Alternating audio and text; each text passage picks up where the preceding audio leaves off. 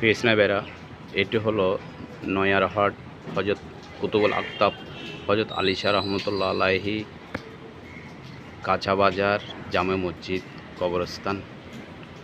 এই কবরস্থানের মধ্যে সাহিত্য রয়েছেন আমার শ্রদ্ধেয় নানা জনাব সুলতান আহমেদ। এসেছে আমার শ্রদ্ধেয় নানার কবর জিয়ারত করতে। এটি সুন্নতে মোবারকা। পেছনা বেড়া আমরা নবীজির সুন্নতে মোবারকাকে আঁকড়ে ধরব। কে শিরিক বলল, কে বেদায়েত বলল, সেটা আমাদের দেখার বিষয় নয়। আমাদের আলোচ্য বিষয়, আমাদের আমলের বিষয় হলো আমরা নবীজির সুন্নতকে আমল করব। নবীজির সুন্নত, নবীজি নিজেও কবর জিয়ারত করেছেন সম্মানিত পিতামাতা।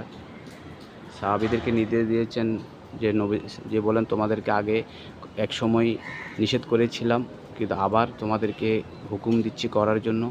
কারণ হলো কবর জিয়ারত করলে কবরের কথা স্মরণ হয়, মাইয়াতের ইসালে সওয়াব হয়। সেজন্য নবীজি নির্দেশ দিয়েছেন কবর জিয়ারত করার জন্য। তাই আমরা নবীজির সুন্নতে মোবারকাকে আমরা আঁকড়ে ধরি। আমরা আমাদের সম্মানিত পিতামাতার কবর জিয়ারত করি।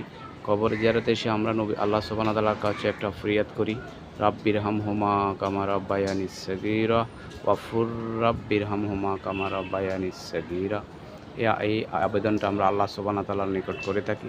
এটা সম্পূর্ণ একটি কোরআন হাদিস সম্মত একটি আমল। পেছনাবের আমরা কোরআনের বহির্ভূত কোনো আমল আমরা করি না। কোনো শিরক বেদাতের সাথে আমাদের নো কম্প্রোমাইজ, কোনো আপোষ নেই। আমরা শরীয়ত সম্মত কাজ করি। আপনারাও সম্মানিত পিতামাতার ইসলামের সওয়াবের জন্য, পিতামাতার রুহের মাগফিরাতের জন্য নবীজির সুন্নতে মোবারকে আঁকড়ে ধরবেন, কবর জিয়ারত করবেন। সকলকে সালাম ও মোবারকবাদ। আসসালামু আলাইকুম ওয়া রাহমাতুল্লাহি ওয়া বারাকাতুহু।